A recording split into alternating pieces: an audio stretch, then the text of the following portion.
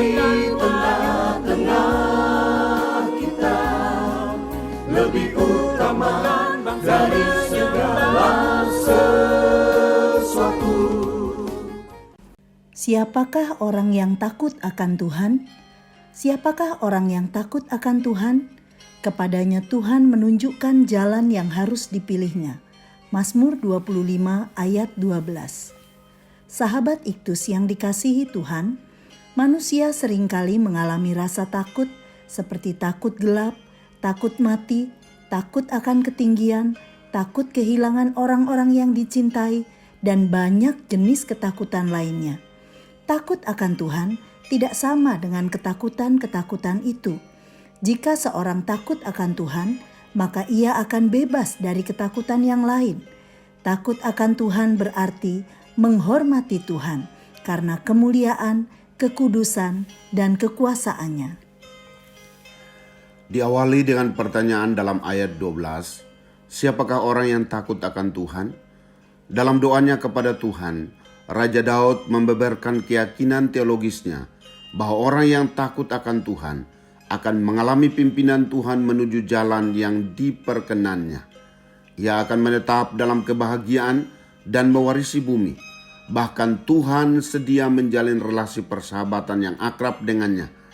3 keuntungan ini dimiliki oleh orang yang takut akan Tuhan. 1. Kepadanya Tuhan menunjukkan jalan. Ayat 12b. Pemazmur menyampaikan doa permohonan kepada Tuhan. Beritahukanlah jalan-jalanmu kepadaku. Tujukanlah jalan-jalanmu kepadaku. Bawalah aku berjalan dalam kebenaranmu. Ajarilah aku. Ayat 4 dan ayat 5. Selanjutnya ayat 12 menjadi jawaban atas permohonannya itu. Bahwa Tuhan akan menunjukkan jalan yang harus dipilihnya kepada orang yang takut akan Dia. Tradisi Kristen menggunakan ayat-ayat ini dalam bentuk nyanyian permohonan akan pimpinan Tuhan. Hal ini dilakukan dengan tujuan agar setiap hari lagu yang dinyanyikan memberi peringatan bahwa keputusan terbaik dalam memilih jalan hanyalah jika seseorang berada dalam pimpinan Tuhan. Dan hanya mereka yang hidup takut akan Tuhan memperoleh petunjuk Tuhan untuk jalan yang harus dipilihnya. Ia tidak menjadi kebingungan, tetapi dapat melangkah dengan penuh keyakinan. 2. Ia akan menetap dalam kebahagiaan. Ayat 13. Selain dari memperoleh pimpinan Tuhan, orang yang takut akan Tuhan akan menetap dalam kebahagiaan. Istilah menetap dapat berarti tinggal atau melewati malam, bahwa Tuhan memberikan jaminan penyertaan setiap hari bagi mereka. Bahkan ketika harus melewati malam yang gelap dan penuh bahaya, kebahagiaan tetap tinggal di dalam diri orang yang takut akan Dia. Kebahagiaan menunjukkan pada keberuntungan, kesejahteraan, dan berada dalam keadaan yang lebih baik.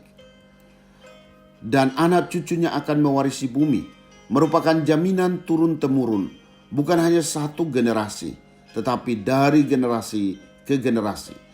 Kata mewarisi dapat diartikan 2 hal, yaitu menempati kedudukan sebagai ahli waris, tetapi juga merebut untuk menjadi kepunyaannya.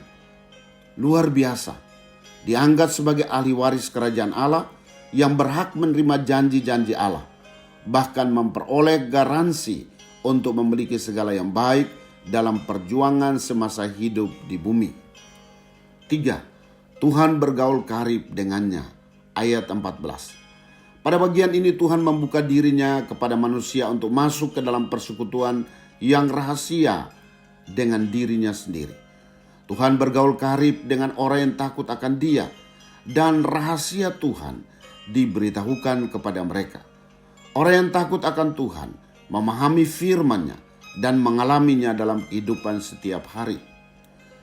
Apakah aku akan menyembunyikan kepada Abram apa yang hendak kulakukan ini?